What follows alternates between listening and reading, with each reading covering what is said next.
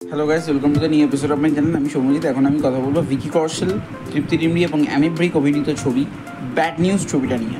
তো bad news ছবিটা কেমন লাগলো? ছবিটার গল্প যদি একটু করে যদি বলতে হয়, ছবিটার গল্প হচ্ছে এখানে তৃপ্তি ডিমরি যে দুজন ছেলের সঙ্গে রিলেশনশিপ চালাচ্ছে এবং তার ফলে সে প্রেগনেন্ট হচ্ছে এবং প্রেগনেন্টের পর দেখা যাচ্ছে যে তার দুটো বাচ্চা হয়েছে।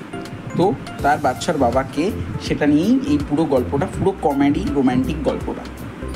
তো ছবির কিছু পজিটিভ দিক আছে, কিছু নেগেটিভ দিক আছে।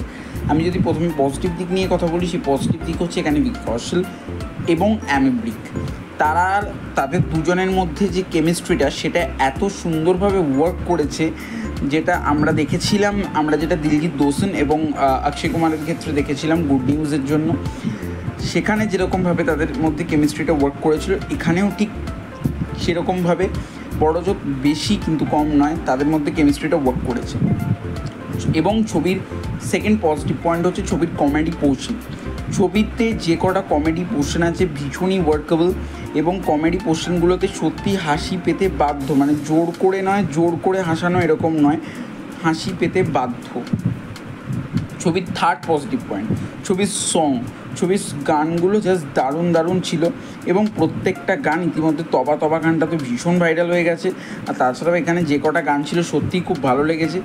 এবং এখানে এই সিনেমাটার যদি আমি নেগেটিভ পয়েন্ট কিছু বলতে চাই, নেগেটিভ পয়েন্ট আছে, তার আগে পজিটিভ পয়েন্ট আরও একটা রয়েছে, যে এখানকার স্ক্রিন প্লে ভীষণ ভালো, রাইটিং, যে কমেডির জায়গাগুলো যেখানে রাইটিংয়ের পোর্শন, সেখানে ভীষণ ভালো করে কাজ হয়েছে। এবার যদি আমি নেগেটিভ পয়েন্টে আসি, নেগেটিভ পয়েন্টে এখানকার যে ইমোশনাল জায়গাগুলো, সেই ইমোশনাল জায়গাগুলো খুব একটা ওয়ার্ক হয়নি।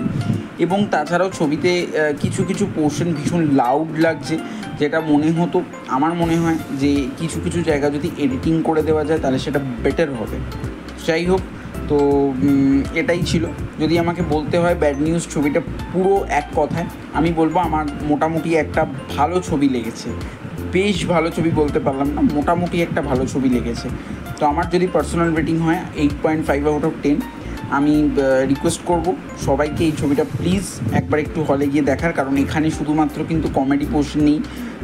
আর একটা পজিটিভ পয়েন্ট হচ্ছে, এটা মাঝখানে না বলতে পারার জন্য সবাইকেই সরি, যে এখানে সায়েন্স ফিকশনের যে ব্যাপারটা দেখানো হয়েছে, সেই ব্যাপারটাও ভীষণ ভালো করে এখানে দেখানো হয়েছে, যেটা আমরা গুড নিউজের ক্ষেত্রে দেখেছিলাম, বাট ব্যাড নিউজের ক্ষেত্রেও দেখছি, যেটা খুব ভালোভাবে দেখানো হয়েছে, যেটার ফলে এটা দেখতে আরও বেশি ভালো লাগবে। যাই হোক, সবাই গিয়ে হলে ছবিটা দেখুন, এনজয় করুন এবং দেখে জানান কেমন লাগলো। যদি ভিডিওটি ভালো লেগে থাকে অবশ্যই লাইক করবেন, কমেন্ট করে জানাবেন কেমন লাগলো, শেয়ার করে দেবেন, সাবস্ক্রাইব করে বেল আইকনটি অন করে দেবেন যদি চ্যানেলে নতুন হয়ে থাকেন। তাহলে দেখা হচ্ছে নেক্সট ভিডিও। ততক্ষণের জন্য সবাই ভালো থাকবেন। Bye bye.